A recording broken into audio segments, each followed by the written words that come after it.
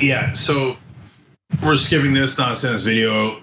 So the pattern is, here's a black person saying nothing but plantation, don't let the Democrats actually try to help you.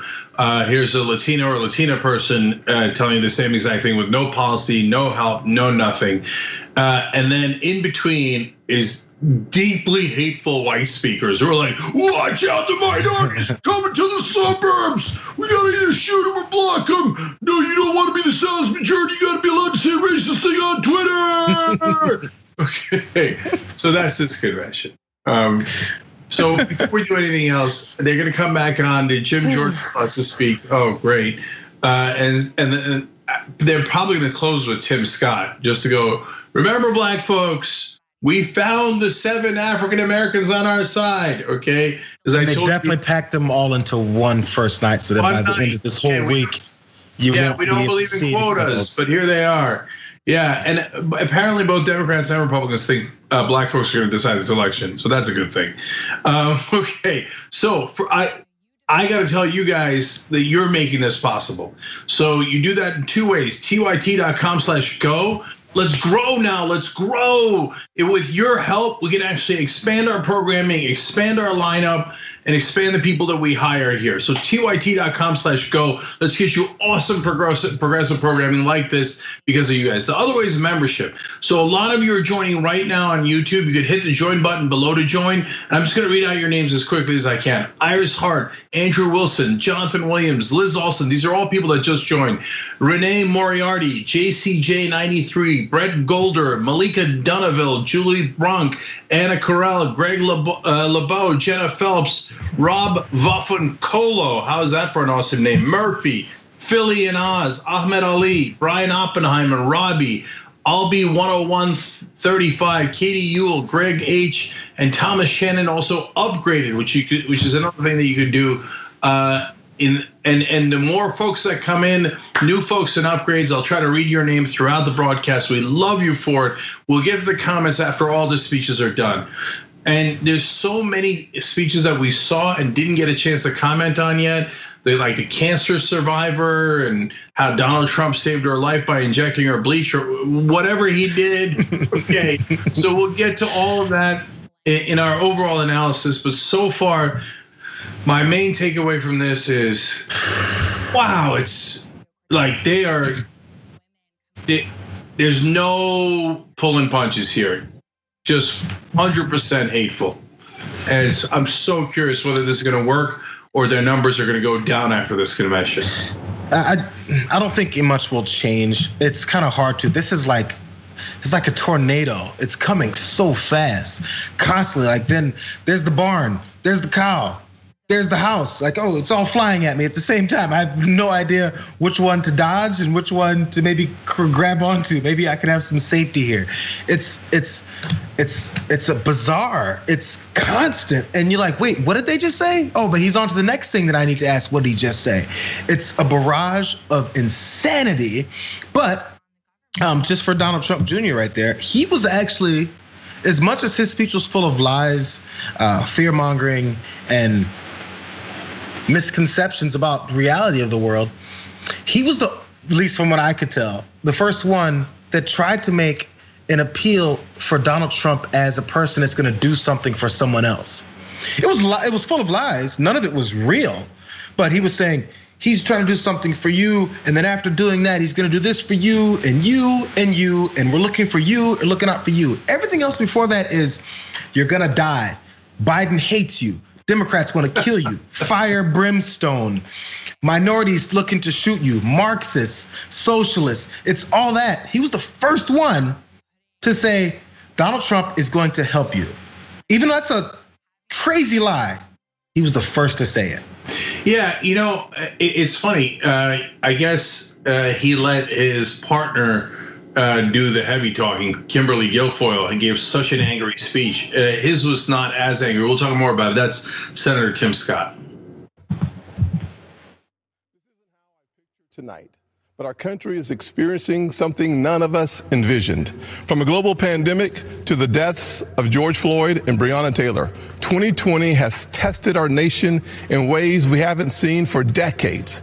But regardless of the challenges presented to us, every 4 years, Americans come together to vote, to share stories of what makes our nation strong and the lessons we have learned that can strengthen it for further generations. Because while this election is between Donald Trump and Joe Biden, it is not solely about Donald Trump and Joe Biden. It's about the promise of America. It's about you and me, our challenges and heartbreaks, hopes and dreams. It's about how we respond when tackling critical issues like police reform, when Democrats called our work a token effort and walked out of the room during negotiations because they wanted the issue more than they wanted a solution. Do we want a society that breeds success or a culture that cancels everything it even slightly disagrees with? I know where I stand because you see, I am living my mother's American dream. My parents divorced when I was 7 years old, and we moved in with my grandparents into a 2-bedroom home with me, my mom, and my brother sharing a room and one bed. My mom worked 16 hours a day to keep food on the table and a roof over our heads. She knew that if we could find the opportunity, bigger things would come. I thought I had to use football to succeed in life, and my focus on academics faded away. My freshman year, I failed out. I failed 4 subjects: Spanish, English, world geography, and even civics. Trust me, though. After 7 years in the Senate, I know I'm not the only one in Congress who failed civics. But even while I was failing the 9th grade, my mother always said to me, "Timmy, if you would just shoot for the moon, even if you miss, you'll be among the stars." She never lost faith in me, even when I lost faith in myself. Because of her encouragement, I went to summer school and caught up. The next year, I met my mentor, John Moniz, a Chick-fil-A operator. John saw something in me that I could not see in myself and started teaching me valuable life lessons. Like having a job would be a good thing, but creating jobs would be even better. That having an income could change my lifestyle, but creating a profit could change my community. He planted the seeds of what would become Opportunity Zones. This initiative that the president and I worked together on is now bringing more than $75 billion of private sector investment into distressed communities. I took those lessons to heart and started putting the pieces of my life back together. I realized a quality education is the closest thing to magic in America. That's why I fight to this day for school choice, to make sure every child in every neighborhood has a quality education. I don't care if it's a public, private, charter, virtual, or a homeschool. When a parent has a choice, their kid has a better chance. And the president has fought alongside me on that. Later in life, I started my own small business. That's why I know it is critical for us to have a tax code that encourages growth. We actually saw revenues to the Treasury increase after we lowered taxes in 2017. Rest assured, the Democrats do not want you to know that. After starting my small business and spending some time in local government, I decided to run for Congress in 2010. The district is based in Charleston, South Carolina, where the Civil War started, against a son of our legendary Senator, Strom Thurmond. You may be asking yourself, how does a poor black kid from a single-parent household run and win in a race crowded with Republicans against the Thurmond? Because of the evolution of the Southern heart. In an overwhelmingly white district, the voters judged me not on the color of my skin, but on the content of my character. We live in a world that only wants you to believe in the bad news, racially, economically, and culturally polarizing news. The truth is, our nation's arc always bends back towards fairness. We are not fully where we want to be, but I thank God Almighty, we are not where we used to be. We are always striving to be better. When we stumble, and we will, we pick ourselves back up and try again. We don't give in to cancel culture or the radical and factually baseless belief that things are worse today than in the 1860s or the 1960s. We have work to do, but I believe in the goodness of America, the promise that all men and all women are created equal. And if you're watching tonight, I'm betting you do too. Over the past 4 years, we have made tremendous progress towards that promise. President Trump built the most inclusive economy ever. 7 million jobs created pre-COVID-19, and 2/3 of them went to women, African Americans, and Hispanics. The first new major effort to tackle poverty in a generation, opportunity zones. We put hard-earned tax dollars back in people's pockets by cutting their taxes, especially for single-parent households like the one I grew up in, cutting single mothers' taxes 70% on average. President Trump supported these tax cuts for those single moms and other working families and signed these policies into law, and our nation is better off for it. So, I'm going to ask you, the American people, not to simply look at what the candidates say, but to look back at what they've done. This election is about your future, and it is critical to paint a full picture of the records of Donald Trump and Joe Biden. Joe Biden said if a black man didn't vote for him, he wasn't truly black. Joe Biden said black people are a monolithic community. It was Joe Biden who said poor kids can be just as smart as white kids. And while his words are one thing, his actions take it to a whole new level. In 1994, Biden led the charge on a crime bill that put millions of black Americans behind bars. President Trump's criminal justice reform law fixed many of the disparities Biden created and made our system more fair and just for all Americans. Joe Biden also failed our nation's historically black colleges and universities, heaping blame on them as they fought to ensure our young folks had access to higher education. Once again, to clean up Joe Biden's mess, President Trump signed into law historically high funding for HBCUs, as well as a bill to give them permanent funding for the first time ever. And now Joe Biden wants to come for your pocketbooks. Unless, of course, you're a blue state millionaire. I'm serious. That's one of their solutions for the pandemic. They want to take more money from your pocket and give it to Manhattan elites and Hollywood moguls so they get a tax break. Republicans, however, passed President Trump's once-in-a-generation tax reform bill that lowered taxes for single moms, working families, and those in need. So when it comes to what Joe Biden says he'll do, look at his actions. Look at his policies. Look at what he already did and what he didn't do while he's been in Washington for 47 years. Ladies and gentlemen, people don't always see those failures because they think we're having a policy debate on two sides of an issue. That is not what is happening. Our side is working on policy, while Joe Biden's radical Democrats are trying to permanently transform what it means to be an American. Make no mistake, Joe Biden and Kamala Harris want a cultural revolution, a fundamentally different America. If we let them, they will turn our country into a socialist utopia. And history has taught us that path only leads to pain and misery, especially for hardworking people hoping to rise. Instead, we must focus on the promise of the American journey. I know that journey well. My grandfather's 99th birthday would have been tomorrow.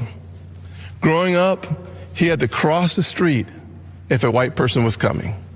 He suffered the indignity of being forced out of school as a third grader to pick cotton, and he never learned to read or write. Yet, he lived long enough to see his grandson become the first African American to be elected to both the United States House and the United States Senate in the history of this country. Our family went from cotton to Congress in one lifetime. And that's why I believe the next American century can be better than the last. There are millions of families just like mine all across this nation, full of potential, seeking to live the American dream. And I'm here tonight to tell you that supporting the Republican ticket gives you the best chance of making that dream a reality. God bless you. And Father, please continue blessing the United States of America. God bless.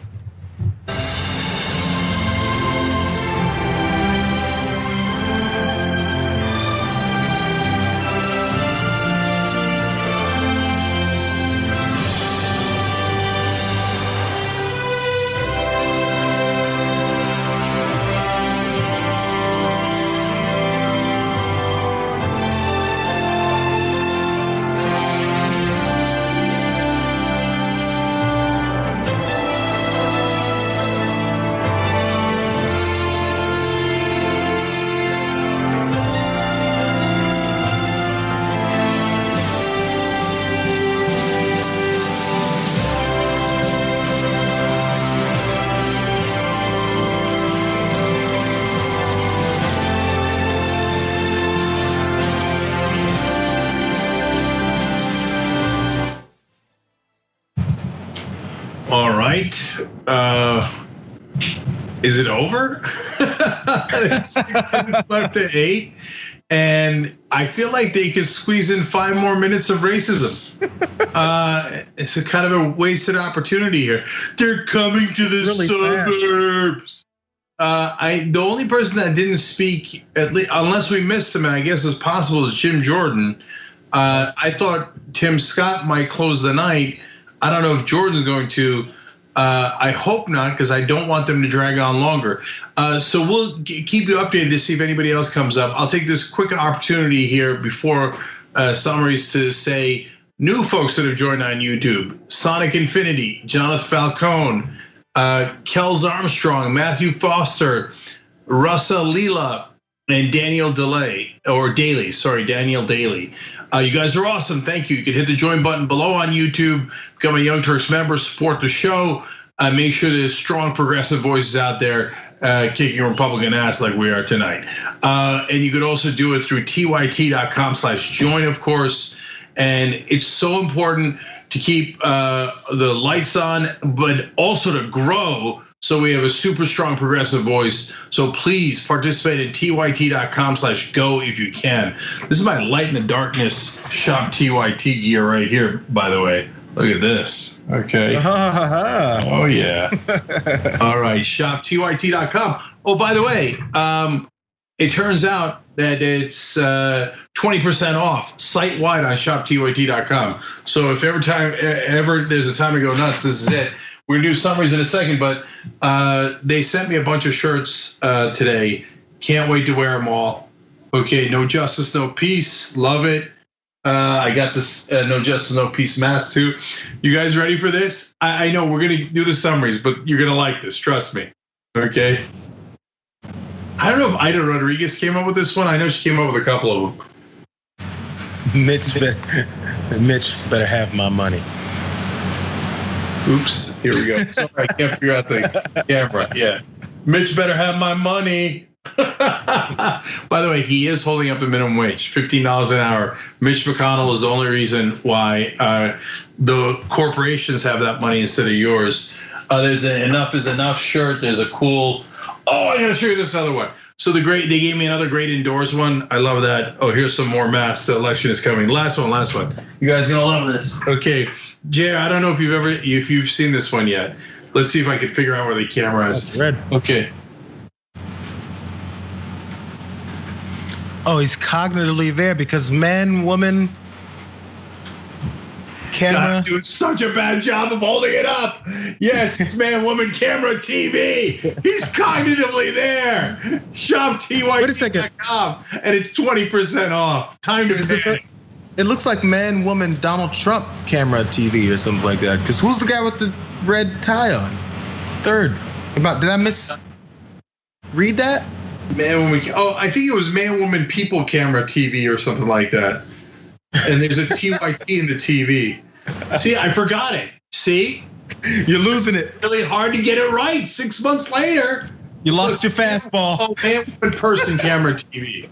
Person, woman, man. See, just quick. 4 months later, you forget the exact order. I'm ashamed, Jake. Okay. You lost your fastball. Your fastball is 82 miles an hour now. All right, we're gonna do the whole summary in 1 second, I promise. And then later, your comments from YouTube Super Chat and from our members section. Andrew Solano, Hannah Hinton, and the Casero 13, George Gonzalez. These are all new Young Turks members on YouTube. Love you guys. Keep it going. Join buttons down below or tyt.com/join. All right, let's do it. So tonight was the first night of the Republican National Convention, and it was a doozy. So it basically had two themes. One is, here's a black person saying largely nothing, but telling you to leave the Democratic Party. Here's a Latina or Latino person telling you, oh my God, my family loves America. You should love America too. And if you love America and you work hard, you should vote for Republicans. Why? I don't know. Not based on policy or anything, but they told me I get money if I get. No, I'm kidding. Look, Kimberly Guilfoyle, all of a sudden is Latina. Apparently she's half Puerto Rican, half Italian or something.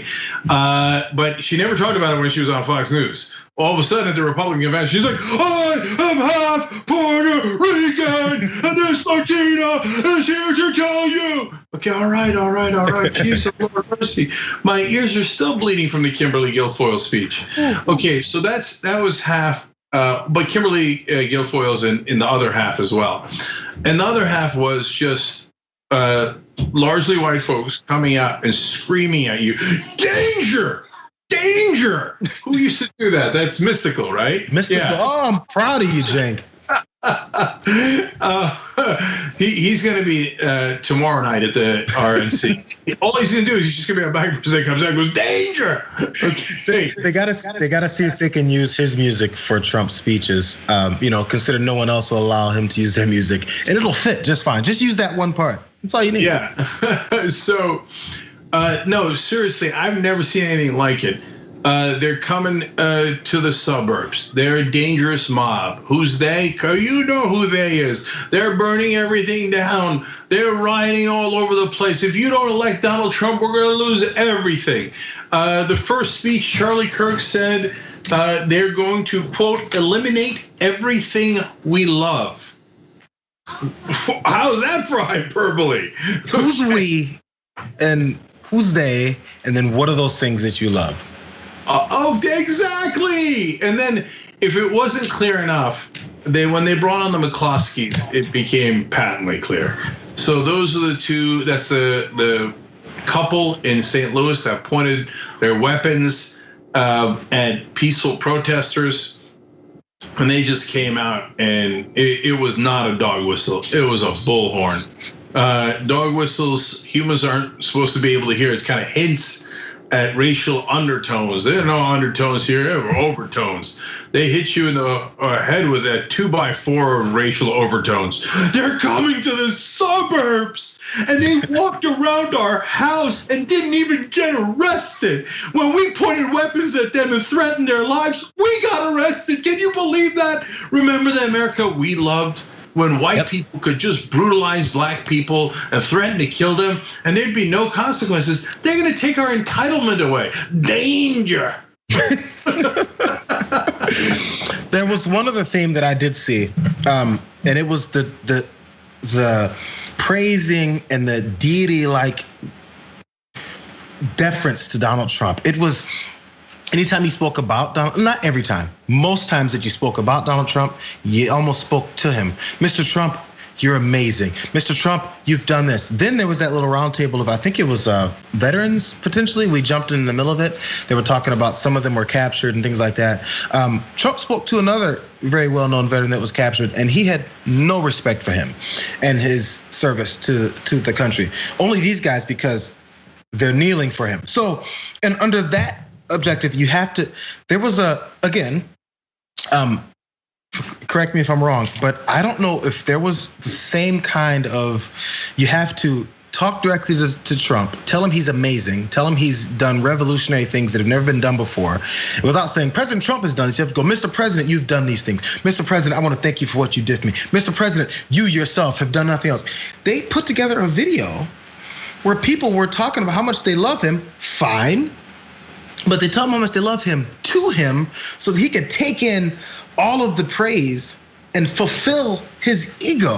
It wasn't about trying to portray to the American people or even Republican voters that this is the guy who cares about your life. Look at how he cared about this person's life. No, it was, Mr. President, you care so much that I love you to the degree that I'm willing to die for you. There was no direction towards the voters. It was all about him. Now, we all know conventions are all about the nominee. We get that. But this was directly and solely about him. You have to talk about how awesome you are, not how awesome Donald Trump is. So, Jayar, I have a perfect example of that in a second, but the members keep rolling in on YouTube. You know, hit the join button below and you become a member, and I'm seeing your names live. So, Billy Wig just joined, I Am just joined, Born Beauty Star just joined, and Patrick Darnell just upgraded their membership. You can do it at tyt.com/join, or you can hit the join button below if you're watching on YouTube. Love you guys, you make this show possible. Okay, to JR's point, when they had Joe Biden speaking to real people at the DNC, now these are all choreographed both at the Democratic convention and the Republican one, right? But he would listen to their stories. Oh, I'm a farmer in Indiana. I'm a worker in Pennsylvania. It's almost always swing states, right? Indiana, I made up, but it was probably Wisconsin. Okay, instead, right? And Joe Biden would listen to them and go, oh man, yeah, that sucks. I feel for you, because that's Joe Biden's, I was gonna say shtick, but it's largely true empathy, right? But the farmers wouldn't come on and be like, Joe Biden, you are the greatest person that ever lived. Without you, my head would explode. And him going, yeah, That didn't happen because that's insane. But with Trump, we've gotten used to it. So I'm not sure it even seems insane anymore. So yes, JR, the one you're referring to, they were all captives. One was in Iran, Venezuela, etc., all these different countries. And they're like, President Trump, you got me out. I would have died if it was a Democrat, but you are the greatest person that ever lived. Trump's like, that is true. Who's next? Oh, you are the best person ever. That is true. Who's next? Okay. By the way, half those guys are probably CIA. What are they doing in the middle of those countries? Okay. Well, we saw him, CIA, but not a big deal. Is what I thought how they were going to end each one of their speeches. Anyways. So now, even the less offensive speeches were riddled with lies because it's Republicans. There's no good things to say. No, that's not true. Look, I'll give them credit for a couple of things that were mentioned throughout that are fair points, which I always do. Criminal justice reform, Trump did do that. In fact, one of the speakers made a decent point. It was Vernon Jones, who was the Democrat who's supporting Donald Trump. He's African American. He's a state legislator in Georgia, and he said, "Look, Joe Biden did the crime bill, locked a lot of people up. Donald Trump did the criminal justice reform." Best point of the night, easily. Okay, so now there's nuance to that, but overall that's true, and they get to say that. Okay, so. To what degree do they get to jump in and I'll finish. What degree do they get to say it? Because there's a New York Times article that I just went on a blitz to try to find because I read it months ago when they had the press conference where he had a couple black folks that or a couple white folks also that he released from prison off of whatever charges they had, 3 to 4 of them, maybe 7. And immediately after that, this is going off of memory, there was policies put in place by his administration or people in charge of that aspect that completely kneecapped his criminal justice reform that stopped or made it even harder for those same people that he was just praising and put on stage to actually have a viable chance at post-prison life. Like, or even more people that qualified for that same recognition and release were not given it because it was just smoke and mirrors. It was, let me put forward a few people, name those few people, and then move on. Oh, hey, Kanye's wife also helped me out, help me get this one lady out of prison. So that's all you got. And then you're gonna tout how you've done more for black people of all. First of all, if you think the only thing black people need in this country is to be released from prison, you've already told us that you think all black folks either are in prison or deserve to be in prison, because that's what the makeup of helping black people in this country is, number one.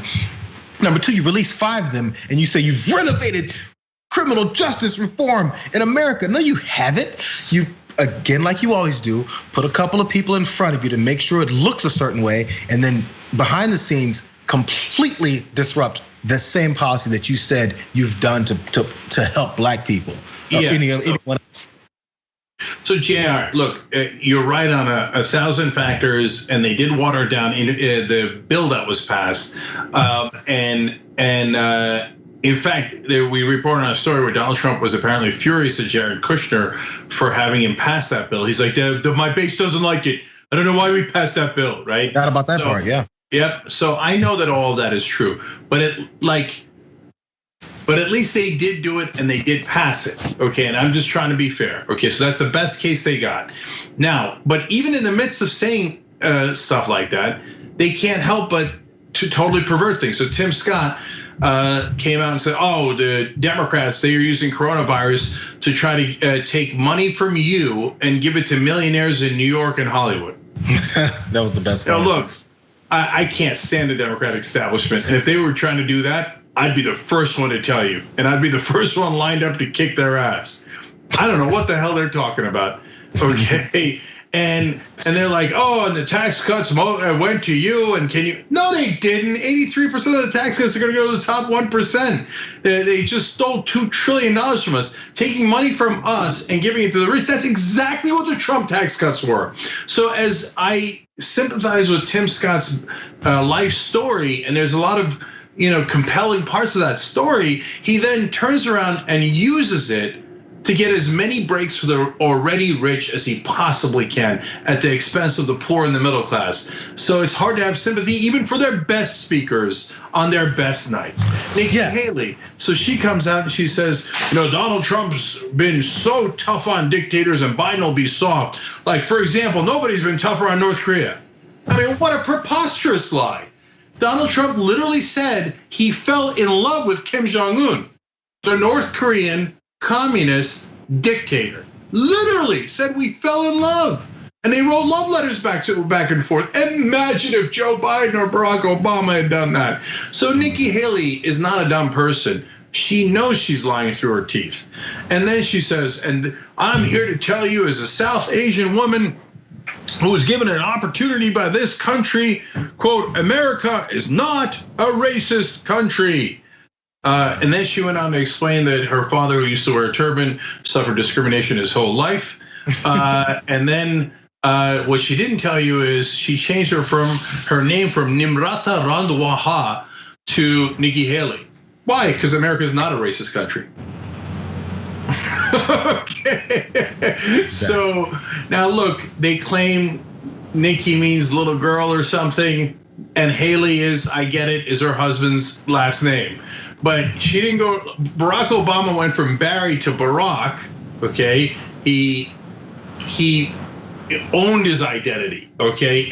And going into politics, he didn't mind doing that. National office, he didn't mind. Nikki Haley, on the other hand, is going in the opposite direction while telling us how non-racist this country is. By the way, she also converted to Christianity, but just to be safe, because she knows, man, this electorate doesn't mind non-Christians and brown people at all. That's why, hey, she's Nikki Haley. Christian. Okay. Anyway, so those are the least offensive. But Kimberly Guilfoyle would have gave a speech that Benito Mussolini would have been proud of. So my God, the only thing she didn't do was take her shoe off and pound it on the table. So it was the loudest speech I've ever heard in my life. It was filled to the rim with hatred, and it Guilfoyle, Charlie Kirk, Matt Gaetz, the McCloskeys, all of them. Two themes nonstop. The mob, the black mob is coming for you. They never say the word black. They just say the mob, the rioters, the looters. Mm-hmm. What if they come to the white suburbs? Okay. And then number two was Joe Biden, the Marxist communist socialist. Remember when every lying cable news pundit told you, oh my God, if you pick Bernie Sanders, they're gonna call him a socialist, communist, Marxist.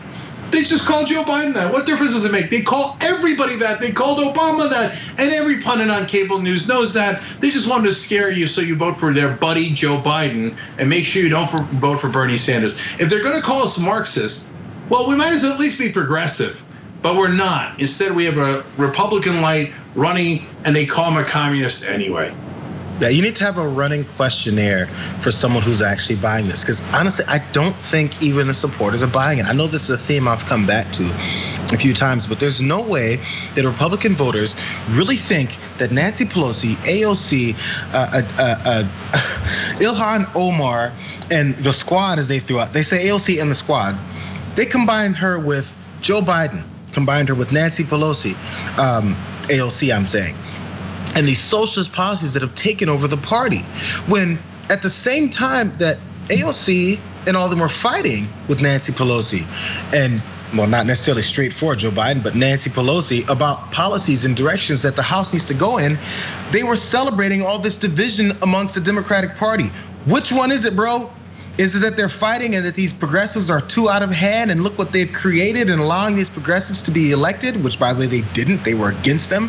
Or is it that they've all on the same path now and they're all just these wild, crazy socialists that want to take over the country and regulate how much water you drink every day? There's so many senseless points made tonight that again, they come in such rapid succession. Like, oh, that's right, I heard Pelosi's name in there when they mentioned AOC and Biden. Where? The holes in the Democratic Party, the holes in Joe Biden's campaign are their dismissal of progressives, their dismissal of liberals. And every conservative knows that.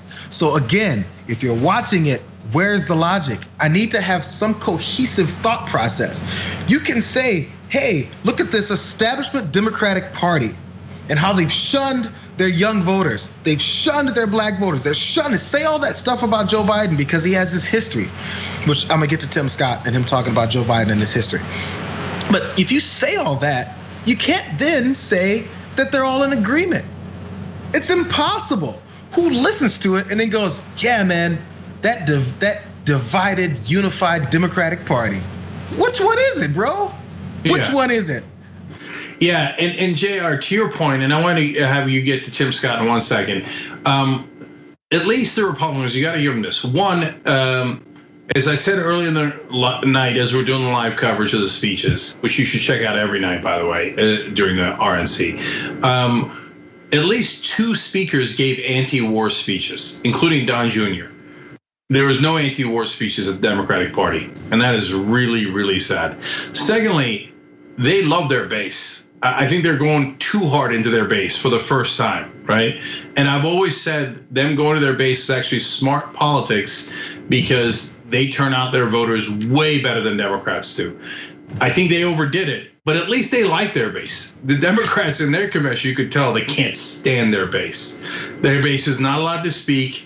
They're represented demographically, but they are not represented ideologically or through policy or even rhetoric. By the way, Young Turks, we love our base. Members that just signed up, S. Minch, Geraldo Cisneros, Megan Stepka. We love all you guys. Hit the join button below. We see all your names. Jayar, Tim Scott. So Tim Scott, I had the most notes on Tim Scott because Tim Scott, and One thing I wrote in the middle of this was he reminds me a little bit of Michael Steele when he was the head of the RNC back during the Bush years.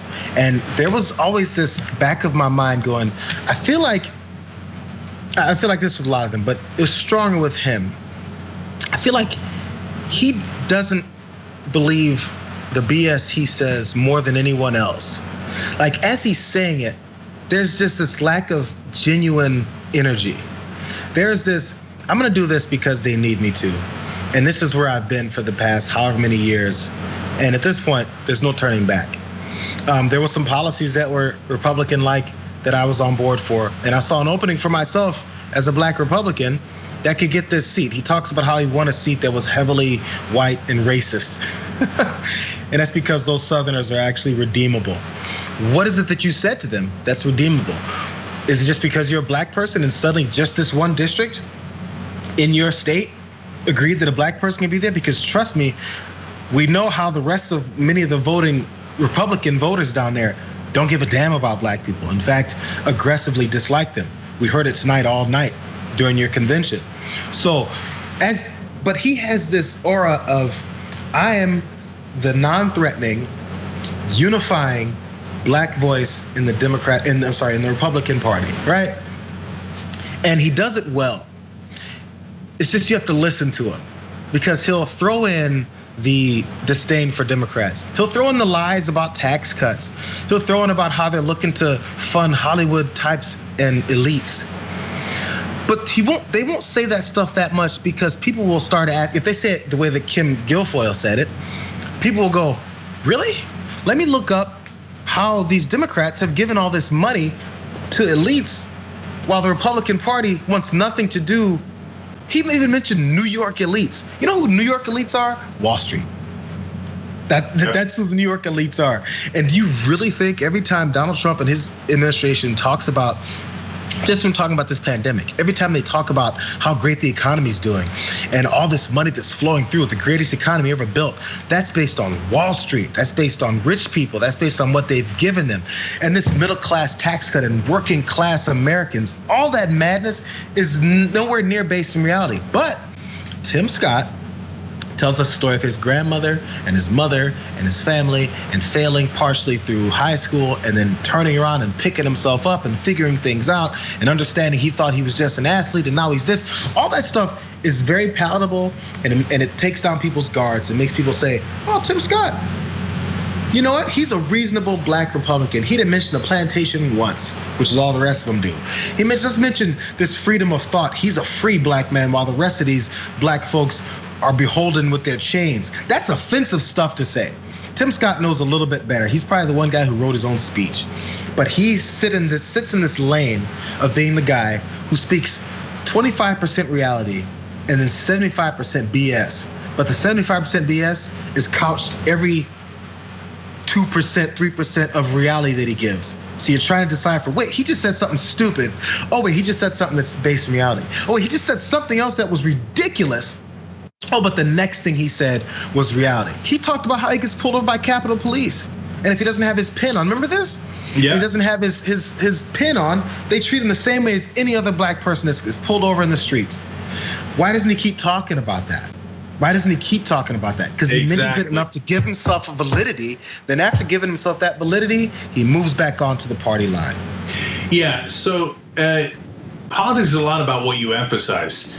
And Tim Scott is not going to emphasize anything that makes white Republican voters uncomfortable. And of course, as we've seen, a lot of the minorities that are Republicans, their whole point is to give comfort to white folks by saying, oh no, it's really the real problem is black culture.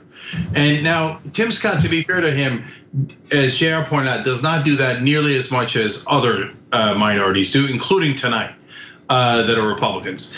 But he does it implicitly. In a sense, he's smarter about it, right? He says, now my family worked hard. And he starts with another thing that Ben Carson does that the white Republicans love.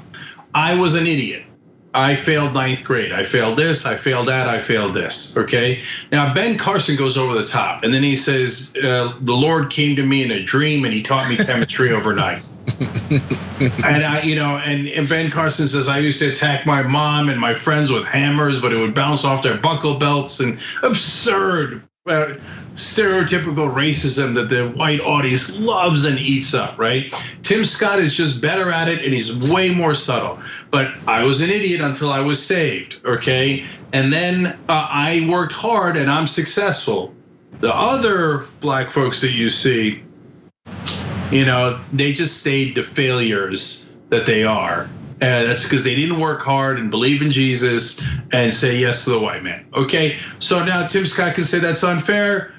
I'm not doing dog whistles. I'm just telling you my story. Okay, but I'm just telling you that was like and Tim Scott's speech was probably the best at the convention. Okay, it was. Yeah, and it was still littered with, in a sense, you know why, Jayar? Because Tim Scott was an old school Republican. He brought the dog whistle. Everybody else brought the bullhorn. But dog whistle or not, it's still the same crap. We're gonna cut taxes for the rich. We're gonna take it from you. And remember, the good ones are safe and make you feel comfortable. If the other ones are the Marxist revolutionaries yelling at those poor McCloskeys in St. Louis, right? And in fact, I want to go to our members real quick because at tyt.com/join, and those comments we read first.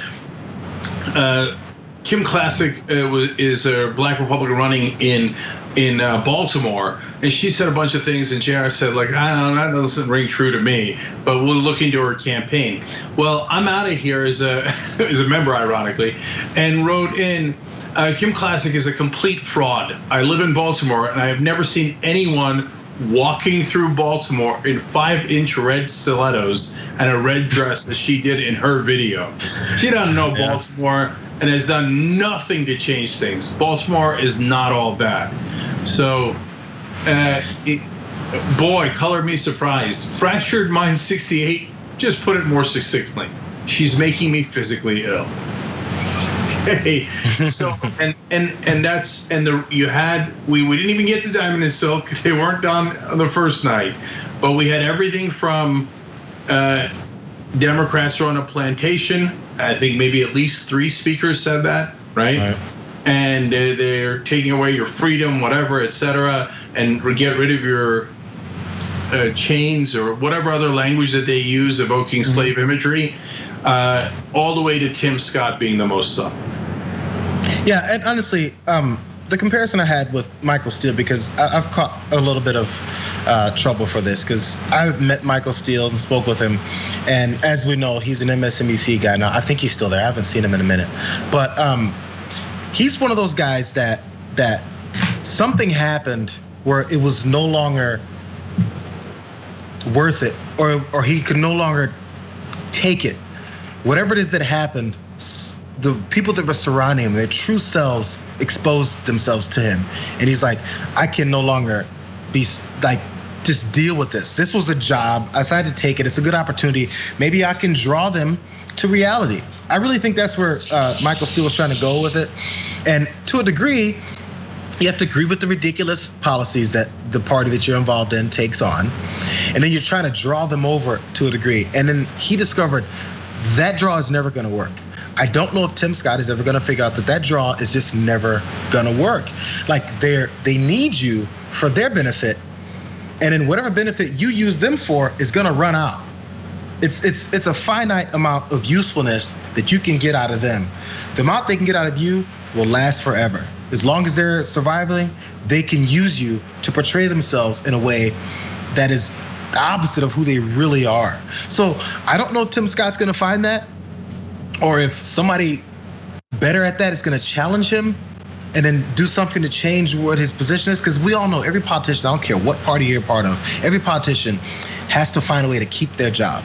And everything they do, say, and breathe is about keeping their job. Trust me, everything. And then when they don't keep their job, there's the backup, which has become like a lobbyist or work on some other kind of deal that'll make you more money, and you completely flip who you are. John Boehner, let's not forget.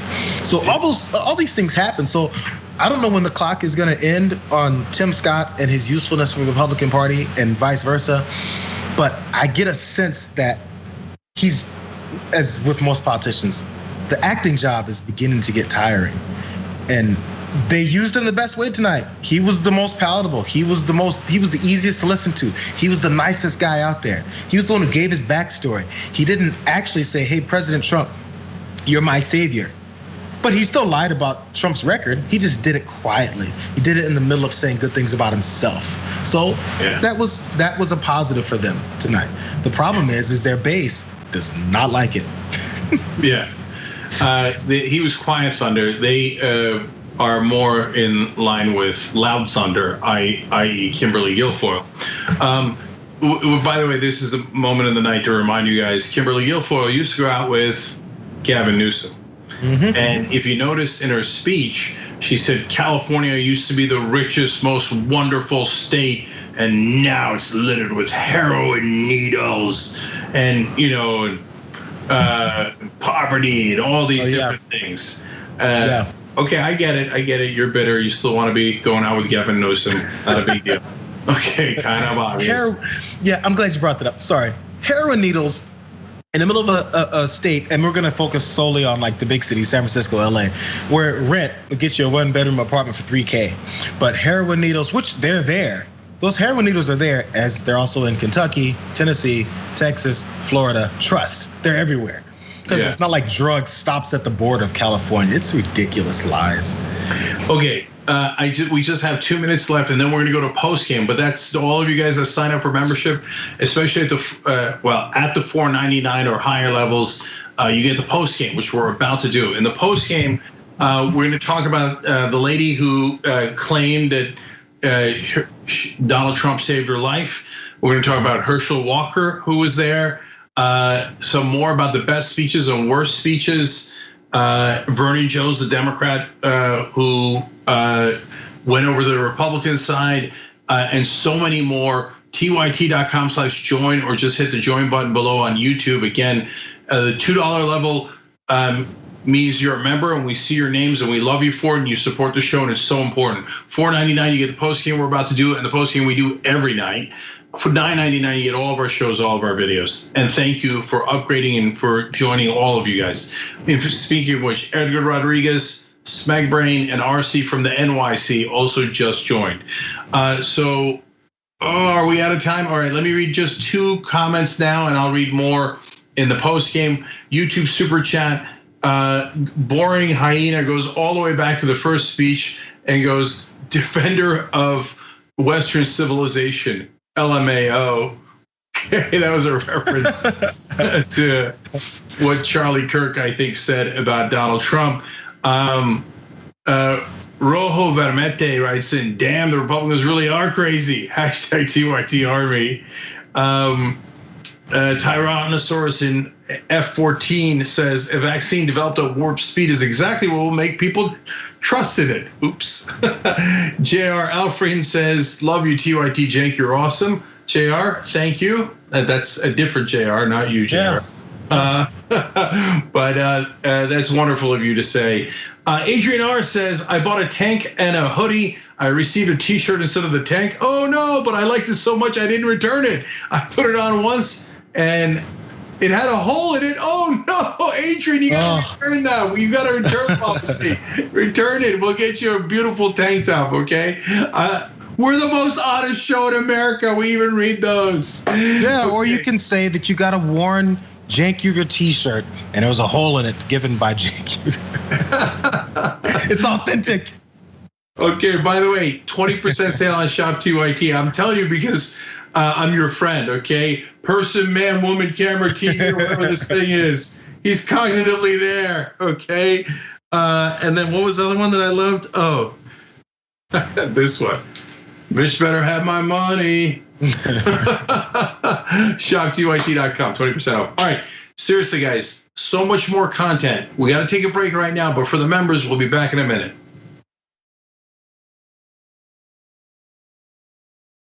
Thanks for listening to the full episode of The Young Turks. Support our work, listen ad-free, access members-only bonus content, and more by subscribing to Apple Podcasts at apple.co/TYT. I'm your host, Cenk, and I'll see you soon.